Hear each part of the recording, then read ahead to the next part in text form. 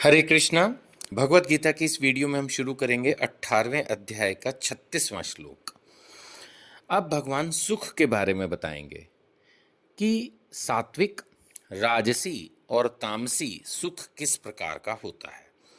तो यहाँ भगवान बता रहे हैं कि हे भरत श्रेष्ठ, अब मुझसे 3 प्रकार के सुखों के विषय में सुनो जिनके द्वारा बद्ध जीव भोग करता है। लेकिन कई बार सुख महसूस करते करते उसको लगता है कि यार इसमें तो कुछ मज़ा ही नहीं आ रहा, ये तो वही रिपीटिशन है, बोरिंग होने लगता है वो सुख भी।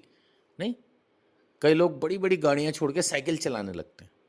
जो साइकिल पे जा रहा है उसका तो सपना होता है मैं एक बार गाड़ी में बैठ जाऊं, लेकिन बड़े बड़े लोग गाड़ियां छोड़ के साइकिल चलाने लगते हैं क्योंकि उससे भी कई बार वो बोर होने लगते हैं। ऐसे ही इस जगत में सुख भोगते भोगते कुछ लोगों को ये समझ में आ जाता है कि ये सुख तो टेम्परेरी है, बोरिंग है, इसका कोई फायदा नहीं है, तो वो भक्ति की तरफ चले जाते हैं। अब इस श्लोक को दोबारा पढ़ रहा हूं। हे भरत श्रेष्ठ, अब मुझसे 3 प्रकार के सुखों के विषय में सुनो जिनके द्वारा बद्ध जीव भोग करता है और जिसके द्वारा कभी कभी दुखों का अंत हो जाता है। वो सुख भोगते भोगते अध्यात्म की तरफ, याद रखना दुखों का अंत तो कभी हो ही नहीं सकता जब तक हम अध्यात्म में ना चले जाएं। एक आदमी मरते समय तक अमीर रह सकता है, इसमें कोई डाउट नहीं है। दुनिया में बहुत लोग हैं, शायद करोड़ों करोड़ों लोग ऐसे हैं जो हमेशा अमीर रहते हैं। हो सकता है आपके जीवन में आपको लगता हो बस अमीर बन जाएं तो सारे दुख खत्म हो जाएंगे, ऐसा तो नहीं है। क्या वो दुखी नहीं है? मेरे पास कोई डेटा नहीं है, आप गूगल करके देखिए। अगर मैं कोई डेटा परसेंटेज में बोलूँगा तो आपको लगेगा कि मैं ज़्यादा बोल रहा हूँ। अमेरिका में सबसे अमीर कंट्री, सबसे नंबर 1 कंट्री है वर्ल्ड की आज भी अमेरिका। तो क्या वहाँ कोई दुखी नहीं है? इंडिया में भी बहुत अमीर है, क्या वो दुखी नहीं है? उनको कोई दुखी नहीं है, उनको कोई बीमारी ही नहीं होती, ऐसा तो कोई रूल नहीं है। क्या वो बूढ़े नहीं होते? क्या वो मरते नहीं? क्या उनके बच्चे गड़बड़ नहीं करते? क्या उनकी पत्नियां सब उनसे बहुत मीठा बोलती हैं? ऐसे तो हो ही नहीं सकता। तो भगवान अगर दुखों के अंत की बात कर रहे हैं तो ये तो पक्का है कि इस भौतिक जीवन में तो दुखों का अंत हो नहीं सकता। फिर भगवान यही कह रहे हैं कि सुख भोगते भोगते कभी कभी अक्कल आ जाती है, किसी भक्त के संपर्क में आ जाते हैं, तो वो उनको एक एक तरह से वो ज्ञान दे देता है कि हाँ, अब तुम्हें अध्यात्म में लगना है। और वहाँ से जब आध्यात्मिक शरीर प्राप्त होता है तब ये दुखों का अंत हो भी सकता है। खैर, तो जब आदमी भक्ति में लगता है ये दुखों के अंत के लिए, तब क्या होता है? तो शुरू शुरू में तो लिखा है प्रारंभ में विष जैसा लगता है। नेचुरली किसी को बोलूं, आज मैं आपको बोलूं कि आप माला करो और वो भी 16 माला करो भौतिक जीवन में रहते हुए बिलीव में आप बोलोगे सर एक माला में 7-8 मिनट लगते हैं, 16 माला में 2 घंटे लगते हैं, क्या बात कर रहे हो? मरने की फुर्सत नहीं है मेरे को। चाहे लेडी होगी, चाहे जेंट्स होंगे, कोई भी होगा,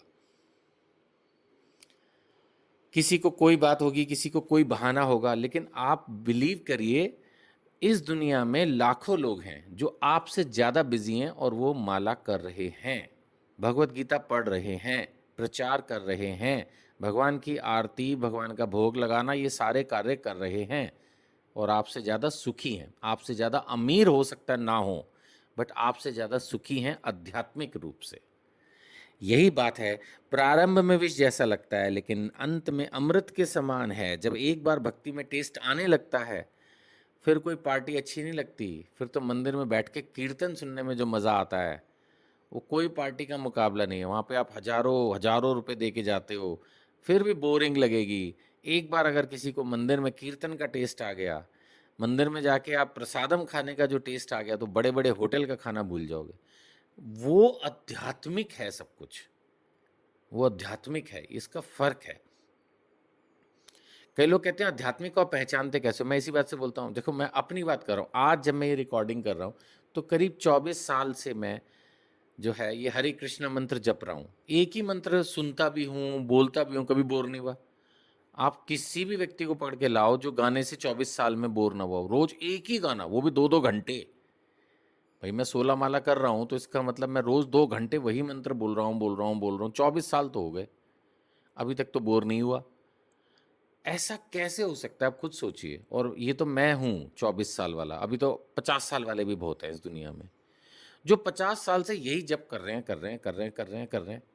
या चलो मैं कहता हूँ हरे कृष्णा मंत्र नहीं कर रहे, लेकिन गायत्री मंत्र कर रहे हैं, या ओम नमः शिवाय का मंत्र कर रहे हैं, ओम नमो भगवते वासुदेवाय का मंत्र कर रहे हैं, वो तो कभी बोर नहीं होते।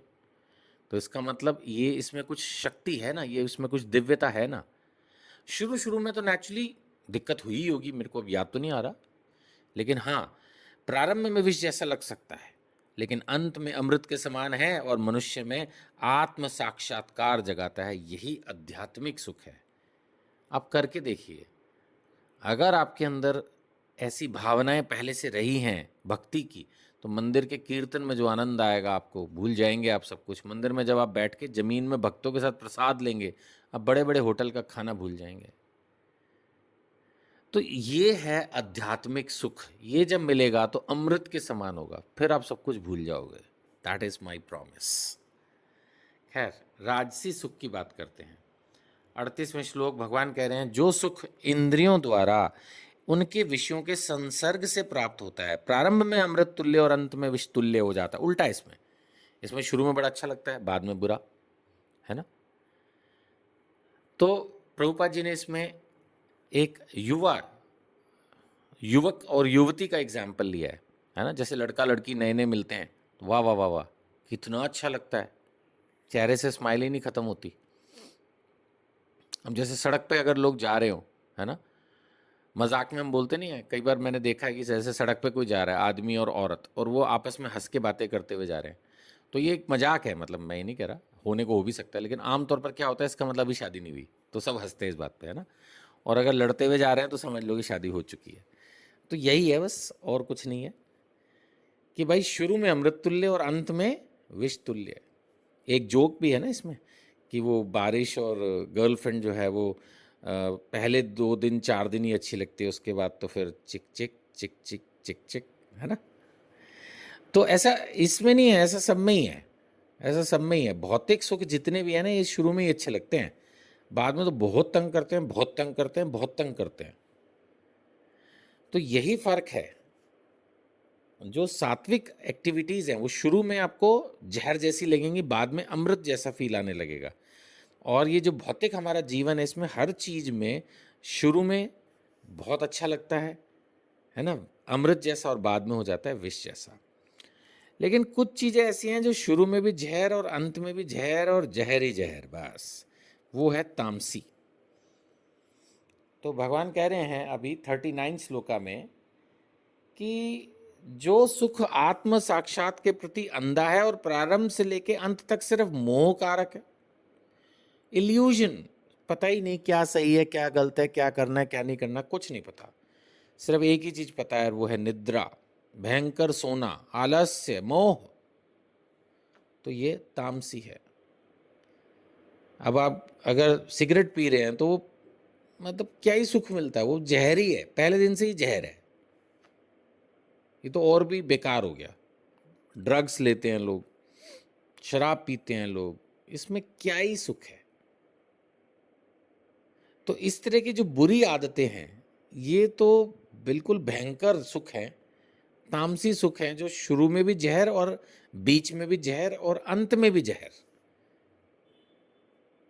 इसमें कोई लाभ नहीं है ना, इसमें कोई लाभ नहीं है। तो ये तो फिर हमेशा भगवान ने आपको, तो इतने आप भगवत गीता पढ़ते पढ़ते यहाँ तक आ चुके हो, तो आपको पता है भगवान हमेशा सात्विक पर स्ट्रेस करते हैं, क्योंकि सात्विक शुद्ध सात्विक हो सकता है। राजसी को थोड़ा एफर्ट करना पड़ेगा, तब जाके वो सात्विक की तरफ बढ़ेगा, और तामसी थोड़ा ऐसा लगता है कि शायद डूब जाएगा। तामसी हमारे अंदर अगर कोई भी प्रवृत्ति है तो वो भक्ति में प्रोग्रेस नहीं करने देगी, जब तक आप उस तामसी प्रवृत्ति को छोड़ोगे नहीं, या आपको भगवान की कृपा से कोई ऐसा गुरु, कोई ऐसा भक्त मिलेगा जो आपकी तामसिक क्रियाएं, सोच, इनको बदलेगा। जब तक ऐसा नहीं होगा तब तक प्रोग्रेस मुश्किल है। मैं जानता हूं आप सब में ये कोई भी चीज़ नहीं है, लेकिन अगर परिवार में किसी को है तो उसको धीरे धीरे धीरे धीरे कृष्ण भावनामृत की तरफ मोटिवेट करिए, है ना। तभी इसका पूरा लाभ जो है, जीवन का पूरा लाभ, मनुष्य जीवन का पूरा लाभ उसे मिल पाएगा। प्रयास करते रहिए। भगवत गीता का प्रचार करना इतना आसान नहीं, लेकिन इतना मुश्किल भी नहीं। प्रयास करते रहिए, खुद प्रयास कीजिए, चाहे तो आप हमसे जुड़कर हमारा हेल्प कर सकते हैं। हमें भी मजबूती मिलेगी और ज़्यादा भगवान कृष्ण की इस भगवत गीता का प्रचार हम करेंगे। हरे कृष्ण।